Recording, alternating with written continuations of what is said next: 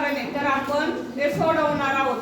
तर रोहिणीकडे 1 रुपये, 2 रुपये व 5 रुपयाची प्रत्येकी 5 नाणी आहेत व बाकीच्या 10 रुपयाच्या नोटा असे एकूण 100 रुपये आहेत.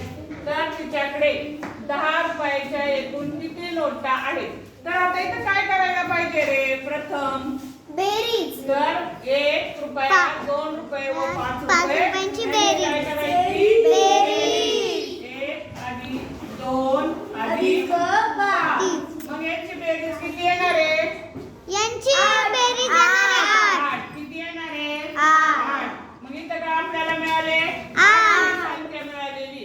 परंतु आता प्रत्येकी 5 नाणी आहेत आणि व बाकीच्या 10 रुपयाच्या नोटा आहेत. मग 8 मिळाल्यानंतर आपण काय करणार आहे? 8 गुणिले 5. मग 8 गुणिले 5. काय करणार आहे? 8 गुणिले 5.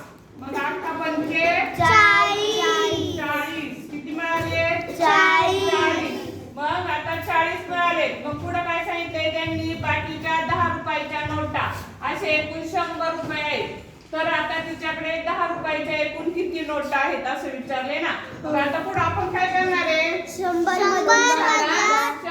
वजा 40 करणार आहे. कारण इथं आपल्याला काय विचारलंय? त्यांनी 100 रुपये आहेत तिच्याकडे. 10 रुपयाच्या 100 नोटा असे एकूण 100 रुपये आहेत. हो. आता इथं आपण काय करणार आहे? 100 आणि 100 मधनं हे काय करणार आहे आपण? 40 वजा करणार आहे. मग आता शून्याची शून्यातून 4 गेले का? नाही. 4 गेले, किती उरले? 6. मग आता इथं किती आले? 7. किती आले? 7. 100 मधनं 40 गेले, 7 उरले. मग आता आपल्याला काय विचारले त्यांनी? की 10 रुपयाच्या किती नोटा असतील? 10 रुपयाच्या किती नोटा असतील? मग आता 10 रुपयाच्या नोटा काढण्यासाठी 60 भागिले 10. 60 भागिले 10. करायचे. कारण इथं उत्तर किती आलं आपलं? 60. मग 60 भागिले 10 करूया. 60 भागिले 10. मग 10 ला आता भाग घालवायचा आहे. आपल्याला दहाई- 10 संख्या शोधायची. मग 10 60. 60.